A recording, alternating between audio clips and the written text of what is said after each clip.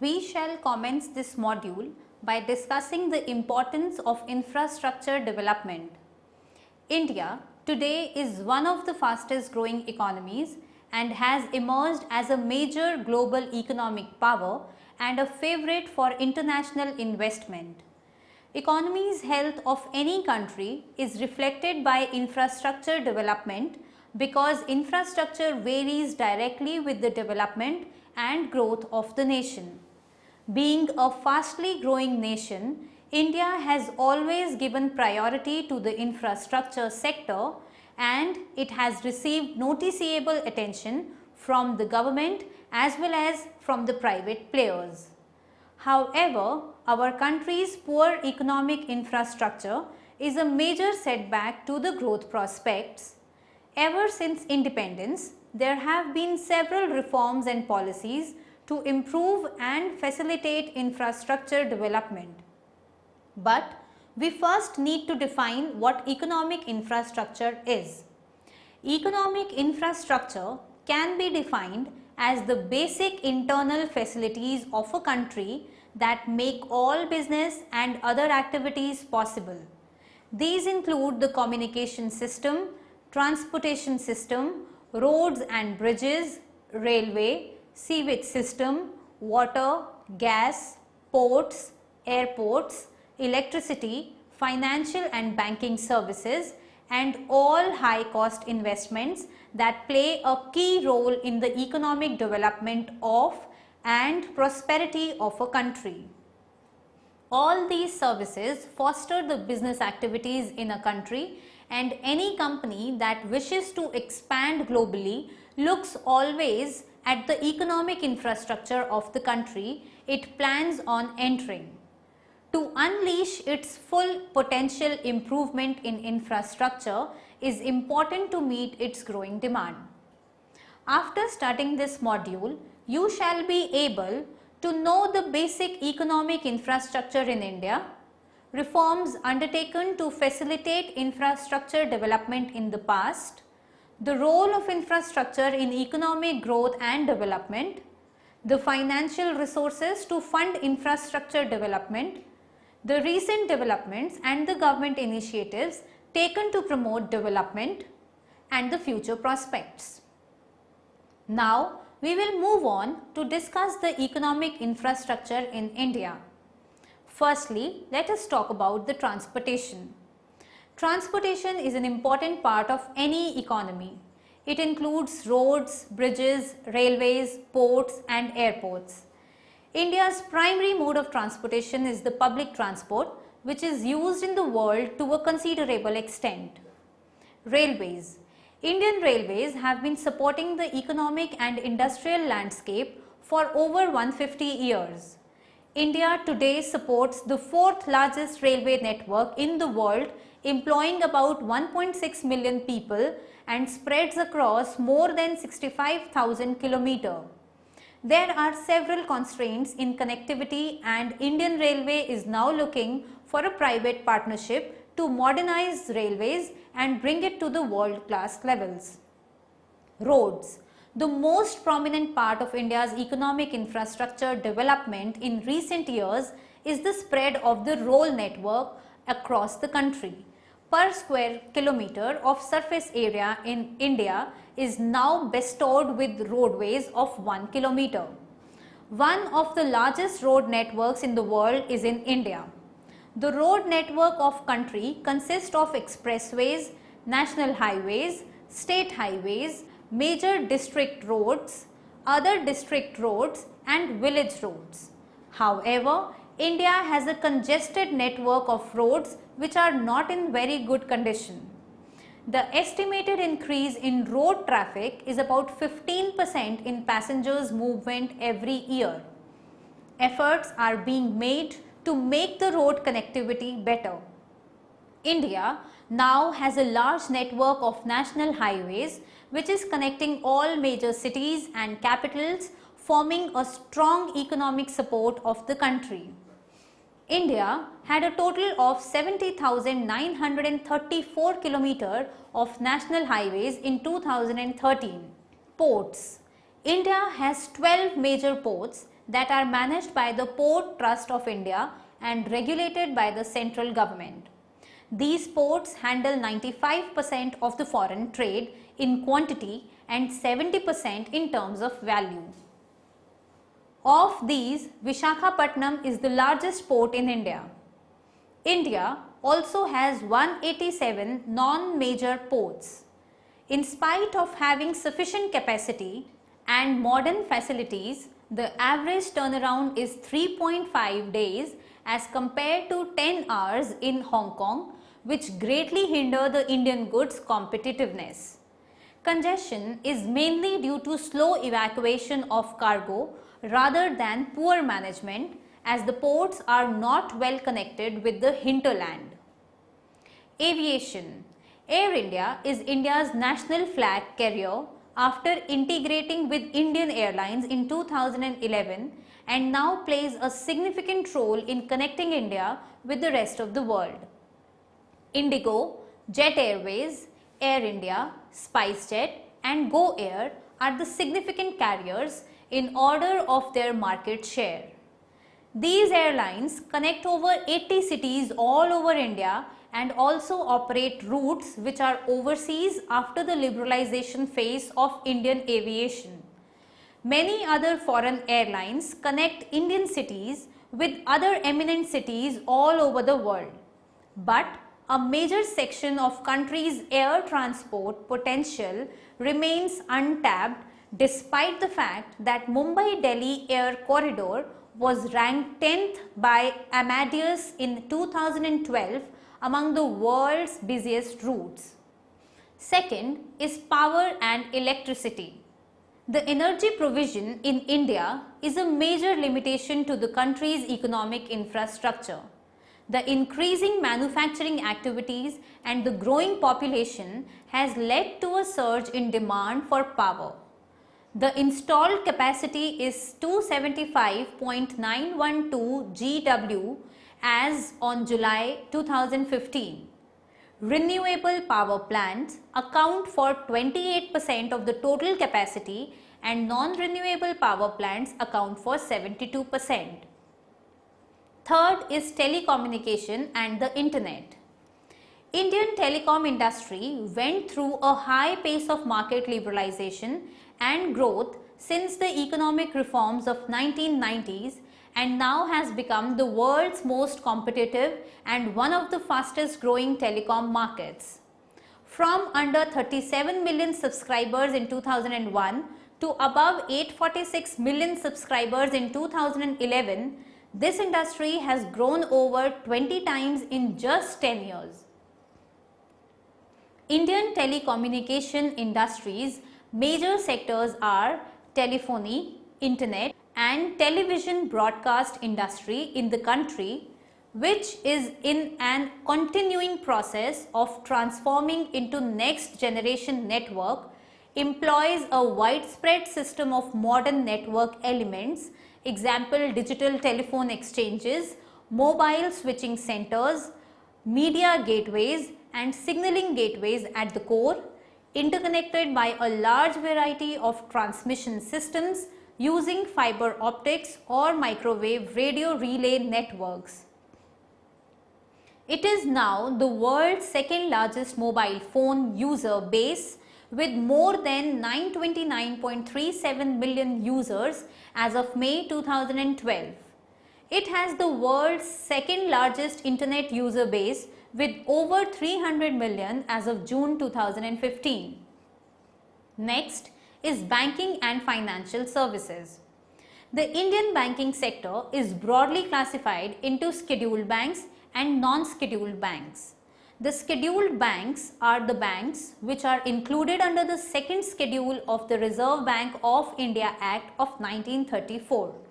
The scheduled banks are segmented into nationalized banks, State Bank of India and its associates, regional rural banks, foreign banks and other Indian private sector banks.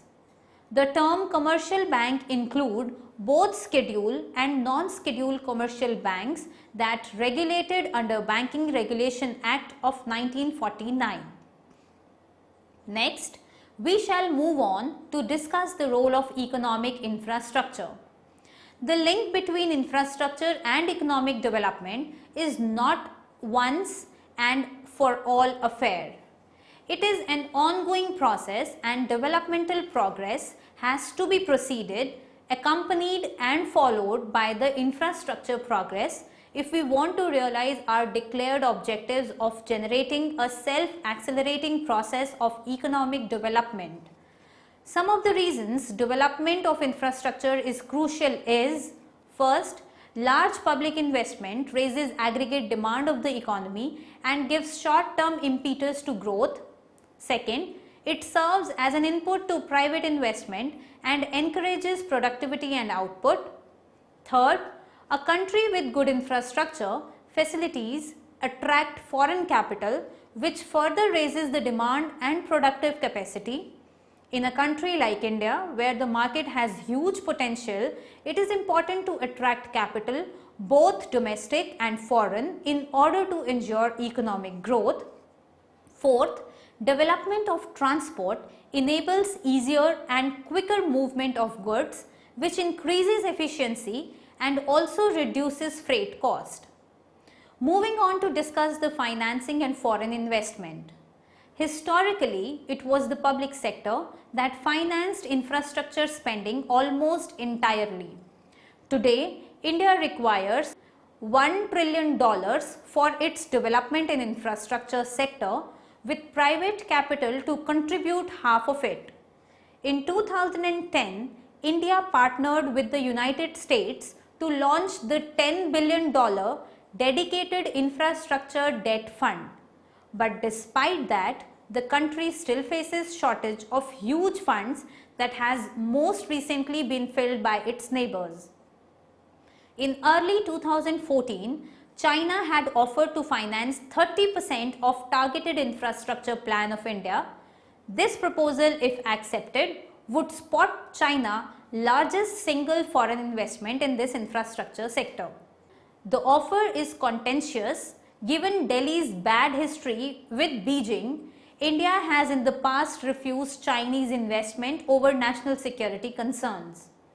It has also been in competition with China over growth, juggling an uneasy rapport of rivalry and partnership.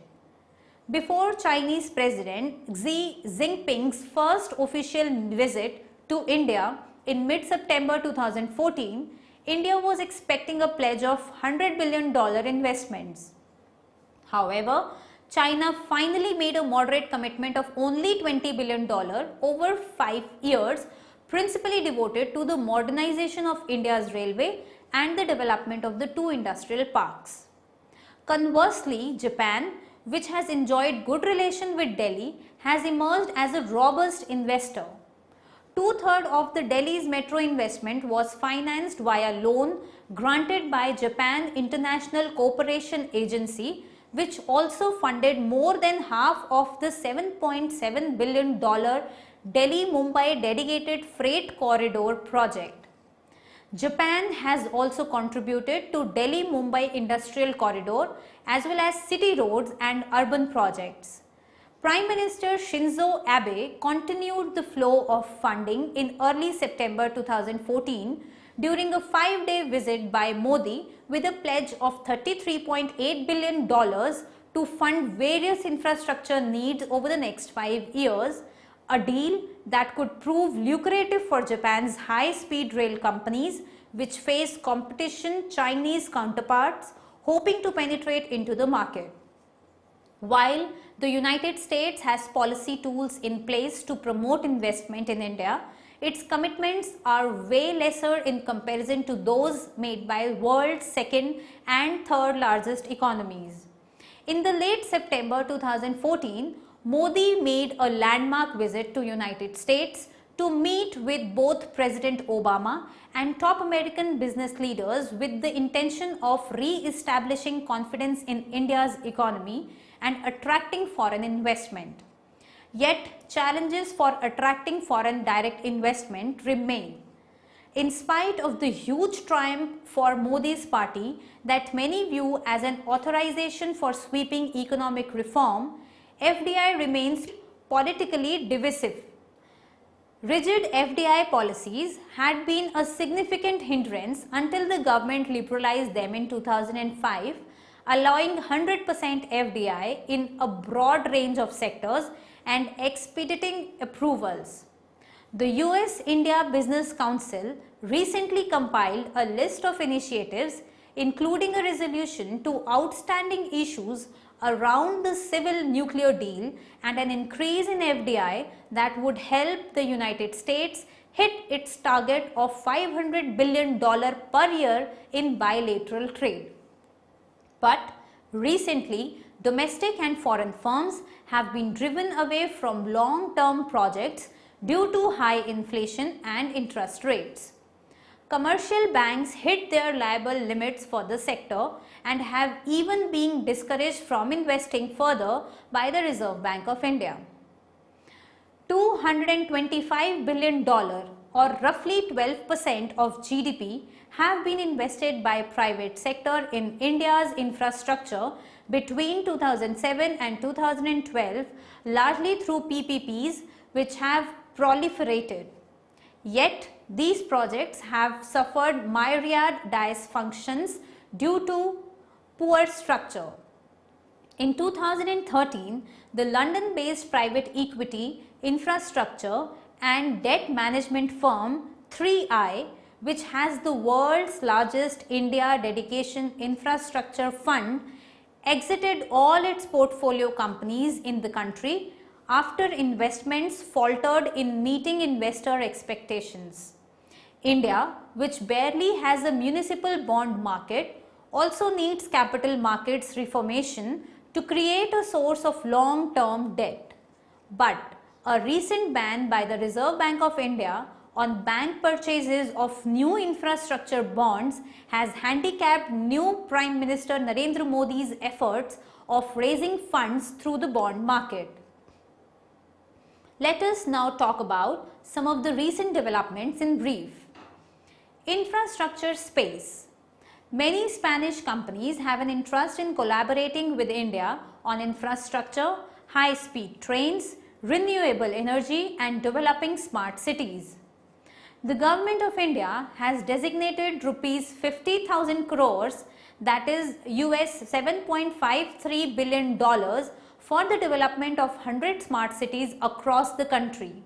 The government released its list of 98 cities for the Smart Cities project in August 2015. The Indian government has disclosed plans to invest US $137 billion in its rail network in the next 5 coming years, indicating Prime Minister Narendra Modi's aggressive approach to building infrastructure needed to unlock faster economic growth. The Indian government has also declared highway projects valuing US $93 billion, including government flagship National Highways Building Project, with total investment of US $45 billion in the next 3 years. Part of the World Bank Group, International Finance Corporation intends to invest at least US $700 million in transport and logistics infrastructure projects already existing in India. The World Bank has authorized a $650 million debt funding for a component of the eastern arm of the dedicated freight control project in India. 8 aircrafts will be added by Andhra Pradesh based regional airline Air Costa to its existing 4 aircrafts before 2016. The airline, which reported an operating profit in the month of December 2014 for the first time, said that it will be a pan-India player by the end of 2015. Recently, private investment in Indian Railways, that is state-run, has been given approval by the Cabinet for the construction of new plants and lines with augmented capacity. This reform will help the foreign players to connect railways with the industrial plant, mines and port by offering services at lower cost. Now, we will look upon the government initiatives. When it comes to the development in infrastructure sector, the Government of India has always been very proactive. execution of associated projects through the public-private partnerships, that is PPPs, fiscal incentives, tariff policies, budgetary allocations and participation of private companies have been the focal point. According to research done by Infrastructure Development Finance Corporation, the infrastructure sector of India contributes more than 8% of country's GDP. The figures are going to touch 10% by the year 2017 to uphold the growth objectives. Indian infrastructure sector is well poised to take a big leap, and it provides several investment opportunities for foreign investors from across the world. The Government of India is taking every possible initiative to boost the infrastructure sector. Some of the steps taken in the recent past are being discussed hereafter. The Reserve Bank of India has notified 100% foreign direct investment under automatic route in the construction development sector.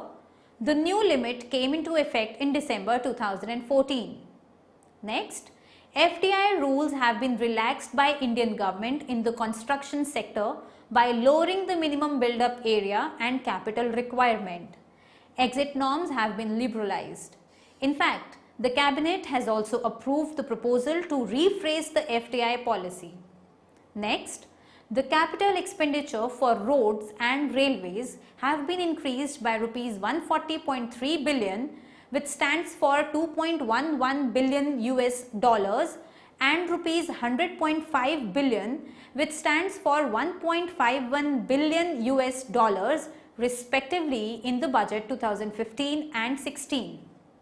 Next, India and the US have signed a memorandum of understanding in order to institute infrastructure collaboration platform.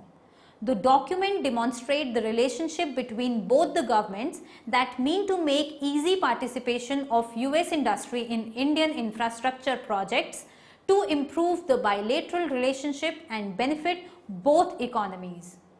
The Memorandum of Understanding scope envision efforts in the areas of railways, road transport and highways, commerce and industry, micro, small and medium enterprises, urban development, power, new and renewable energy, among others. Next, the Government of India has also projected the Indian Railways Vision 2020, which targets to tackle the issues related with infrastructure by opening up doors for NRIs in Indian infrastructure sector for investment. Next, recently the Indian government has approved 9 different road projects worth 2 billion US dollar to be implemented by state government under the public-private partnership model. Next, Indian Finance Ministry is ready to fund 20% of the financial requirement, while the other 20% would come from Highways Ministry. Foreign investment may be invited in order to make all projects financially feasible. Let us now look at the road ahead. Indian port sector is ready to make huge success in the forthcoming years. It has been estimated that till 2017 end, port traffic will sum to 943.06 MT for India's major port and 815.20 MT for its minor ports. Along with that, Indian aviation market is expected to become the third largest across the globe by 2020 according to industry estimates. The sector is casted to handle 336 million domestic and 85 million international passengers with extended investment to the value of 120 billion US dollars.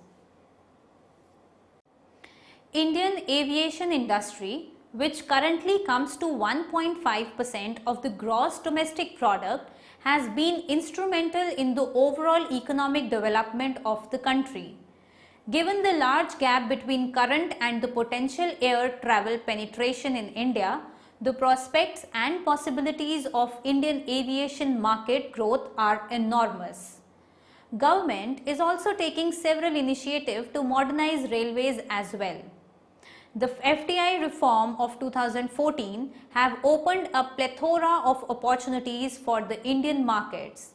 There is an urgent need to address the infrastructure sector so India can achieve its full potential.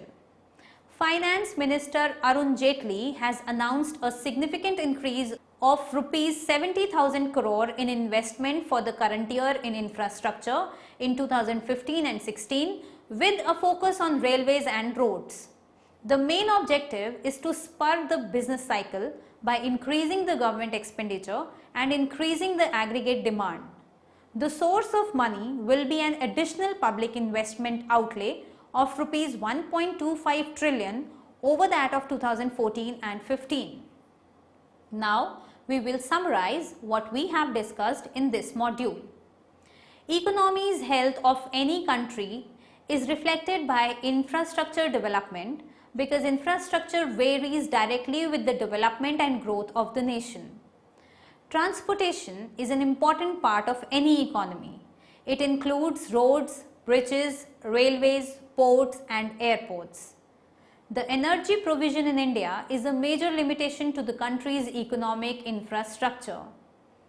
Indian telecom industry went through a high pace of market liberalization and growth since the economic reforms of 1990s and now has become the world's most competitive and one of the fastest growing telecom markets.